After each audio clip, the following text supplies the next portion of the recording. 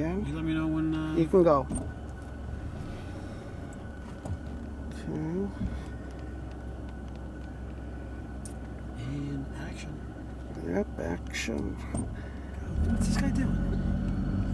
I don't know if I really need a clipboard or not. Probably not. Clipboard for what? Oh, the takes. No, it'll be fine. Yeah. Just slap your hands together. Yeah. Use the clipboard. I hear when Clint Eastwood does it, he doesn't go through the formality, and he doesn't stop when he does other takes. Keeps the camera rolling. Yep, he stops and he starts again. He's very organized. It's like a 9-to-5 job working for Clint Eastwood. He gets everything done in time, no more than 1 or 2 takes a shot. That's how you'd want it, isn't it? Working. Yeah, he learned everything. Oh, yeah, he learned everything well.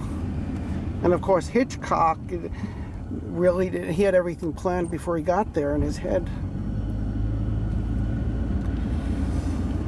Okay.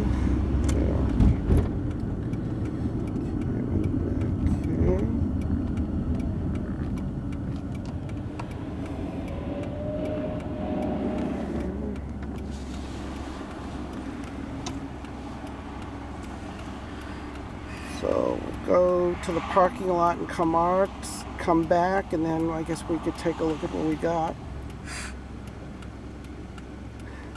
For some of the locations, do you have any suggestions of what could be used? For like the interiors of the bar and the... Well, like the cafe thing. The first shot is from across the road outside, and then there's a shot in a cafe. And I don't know, I guess the cafe thing could be shot in a studio. I know they have small space inside the where the Ed Hall, where the equipment is they got furniture back there. How do you envision the cafe? Because if you shoot it in the studio, you have to set up tables, you have to set up the background, Yeah. Other people need to be there. Yeah. That's gonna be a full day of a take. I a full know. Day of, Well, if you want, once we shoot this and come back, we can look at the footage. And if you have a little time, we can go into Starbucks and I'll try to show you what I'm thinking of. Yeah, those are the 2 big things I have to worry about is the bar. Well, the ballroom thing, worst case scenario, I try to use the Straight Jackets footage from Freddie and incorporate it into the film. Or I just have a lot of close shots, they enter from the back, and then you see, they notice them, they get up, and then you can have maybe about a dozen people dancing on the floor, and it's dark, and they're probably just trying to get around the people. I can keep it very simple if I have to. As you say, 20-minute film could become something bigger later on. Absolutely. So if I have to get around it and change part of my vision, for something like that, I would do that. You're shooting, right? Yeah, I am.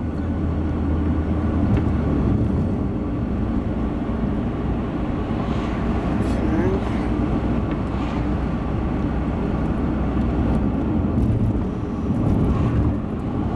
When you go down to the Comarts, down that road to the mansion, go a little bit slower than I did.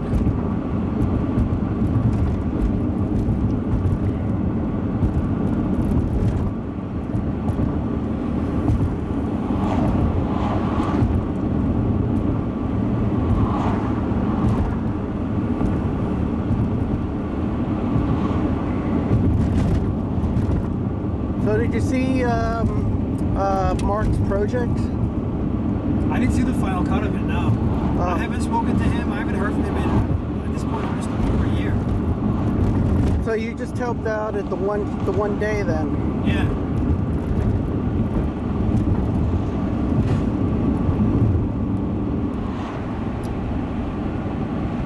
Was he shooting a short or a feature? Sure. What was his thing about? I'm not even sure, to be honest with you. It had to do with ballroom dancing. Oh. And it was taking place in the Isaversky, the main room. It was a big to-do. He put together a decent production. Oh, so he had dancers. Huh. Well, the actors and the extras that were dancing. Yeah. Well, in this piece, it's kind of a ball. Did you ever see those Nick and Nora Charles films from the 1930s with Powell? They were these detectives, and everybody knew him, the cops, everybody. He took life easy. He solved every case. So if he were late and he's drinking, his wife would show up and say, how many has my husband had? They'll say 6. Well, line up 7 in front of me. That type of thing. So it was very whimsical, very lighthearted, you know, and that type of thing.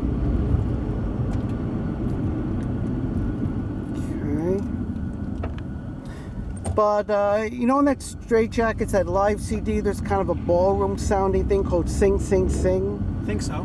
Yeah, it's kind of like 1940s, and I think Brian Setzer mixed rockabilly with big band of the 40s, and that's the kind of music that's playing in the ballroom.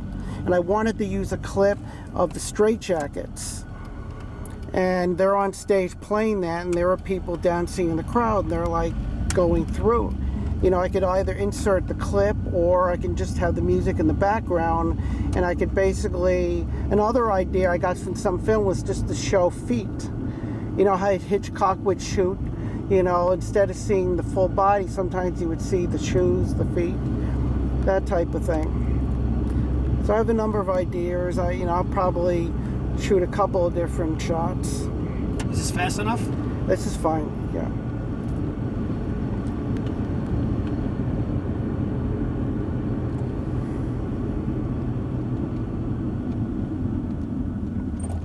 But that other idea I had, that everyman kind of thing, that other idea I suggested, that could be a very big thing. I got to think that over and simplify it. But this one seemed straightforward. I wanted to do something that incorporated like the Indiana Jones, the Mummies, and that kind of stuff, and mix it with the old Nick and Nora Charles, throw a bit of Hitchcock in, you know, just something to have fun with. And that's basically what this is. Is this fast enough? Yeah. I see. I got all the bushes. Yeah, that's right, because you see the mansion. And on the side. Okay.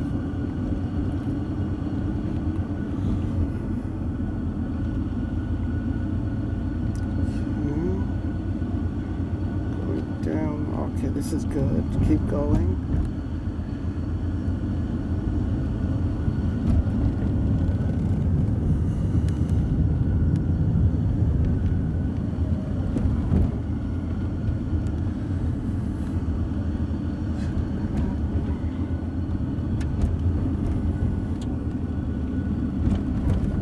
Yeah, well, Mark lives in New Jersey, so he had a long commute.